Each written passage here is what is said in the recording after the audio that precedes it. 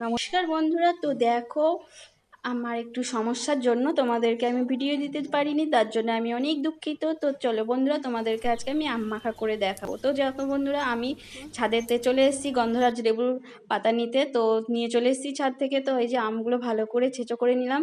তো আম ছেঁচো করে নেওয়া হয়ে গেছে। তো এই যে কালো সর্ষেটাকে ভালো করে পেস্ট করে নিলাম মিক্সিতে। তো এই যে এই আমটার মধ্যে একে একে কাঁচা লঙ্কা দিয়ে দিলাম। কাঁচা লঙ্কা দেওয়ার পর একটু বিট নুন দিয়ে দিয়েছি। এই যে বিট নুন দিয়ে দেওয়ার পর সাধারণ একটু নুন দিয়ে দিলাম, আর একটু চিনি, আর একটু কাঁচা সর্ষের তেল, আর সব শেষে এই যে পুরোটাই দেওয়া হয়ে গেছে। এবার সবার শেষে এবার সর্ষে বাটাটা দিয়ে দিতে হবে। এই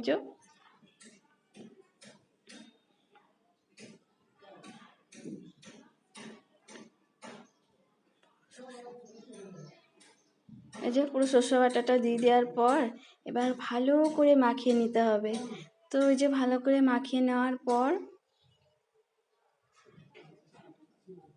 ছাদ থেকে যে পাতাটা তুলে নিয়ে এসেছি গন্ধরাজ পাতা, তো এই যে পুরো টুকরো করে দিয়ে দিলাম।